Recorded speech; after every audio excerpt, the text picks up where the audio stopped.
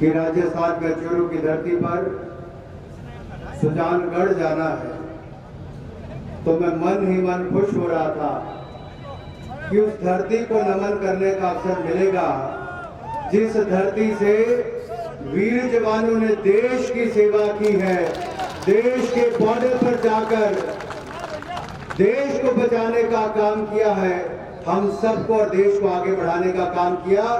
सबसे पहले मैं आपके चरणों में प्रणाम करता हूं, आप सबको नमन करता हूं। देश और दुनिया के किसी कोने में जाएं, आपके यहाँ के नौजवानों ने अपनी काबिलियत का परचम लहराया। बाहर के देशों में या देश के किसी हिस्से में चले जाए, अर्जुन मेघवाल जी कह रहे थे पुदुचेरी से आए, गजेंद्र सिंह शेखावत जी पश्चिम बंगाल के चुनाव से आए, मैं असम राज्य का चुनाव निपटा कर आया हूं। मैं ये कह सकता हूं कि वहां पर भी हर कोने में चूरू के लोगों ने जाकर अपना परचम फहराने का काम किया है मेरे भाइयों। लेकिन आज तो मैं आप सबके बीच में आया हेमाराम जी मेघवाल जी के लिए वोट मांगने के लिए, आपसे हाथ जोड़कर निवेदन करने के लिए कि जो मैंने उन राज्यों में केरल, तमिलनाडु, पुडुचेरी, असम, बंगाल में देखा है कि भारतीय जनता पार्टी का कमल खिलने की तैयारी है, आज राजस्थान के पास अवसर है एक बार सोई हुई सरकार को जगाने के लिए कमल का बटन दबा देना, हेमाराम को जीतना देना। भाई और बहनों, मैं ये पूछना चाहता हूं, ऐसी कौन सी सरकार देखी होगी आप जहां पर शिक्षक जाते हो? मेरे पिता तो प्रोफेसर,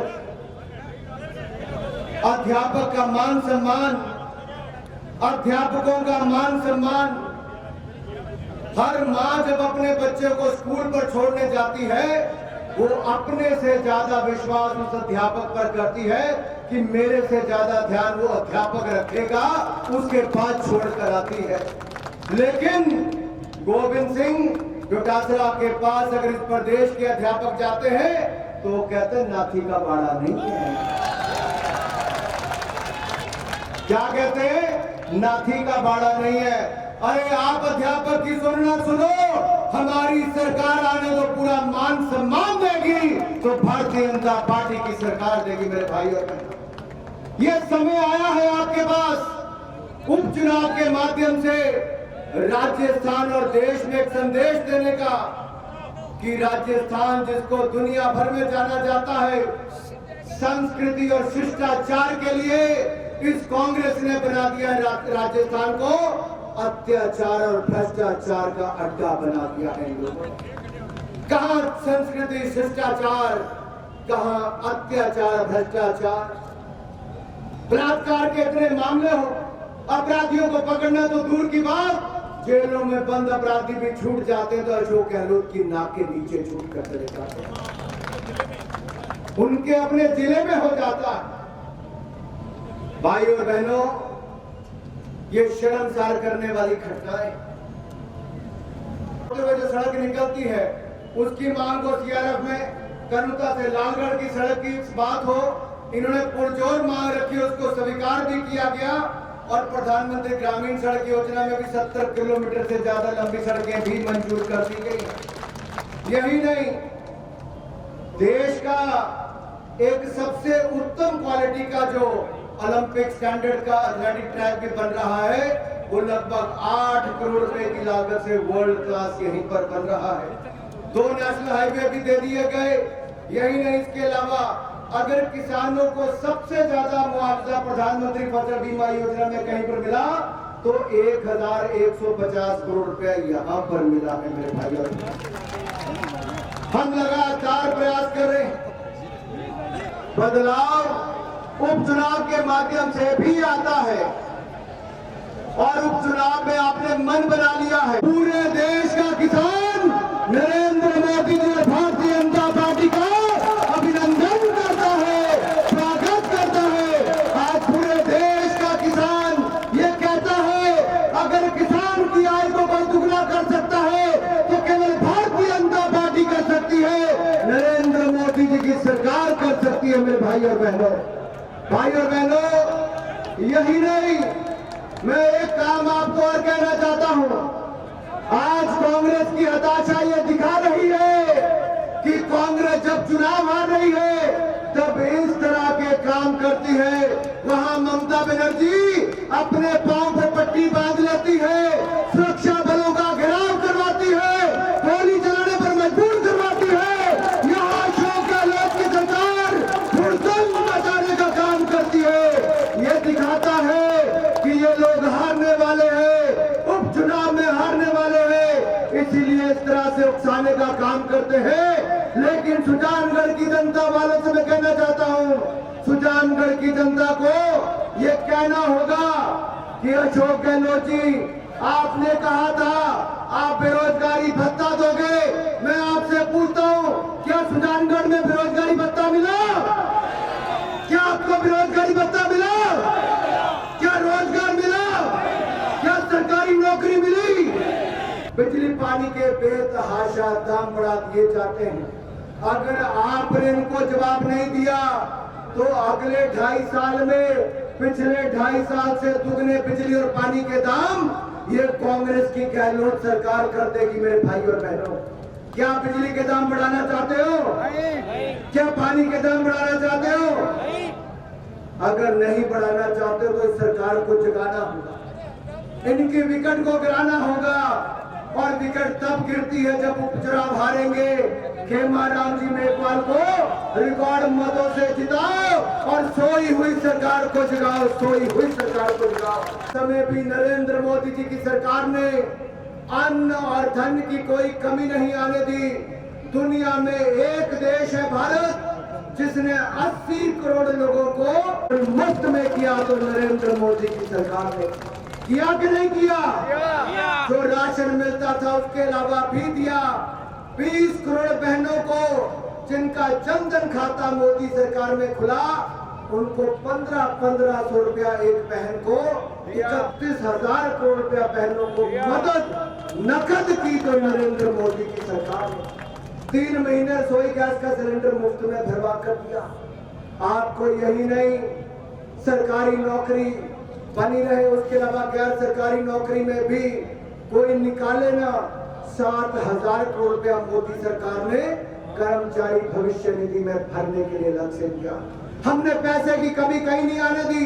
29 लाख करोड़ रुपए का बजट के अलावा अगर सहायता के रूप में किसी सरकार ने हिंदुस्तान के इतिहास में दिया तो नरेंद्र मोदी की सरकार ने आपदा को समय दिया।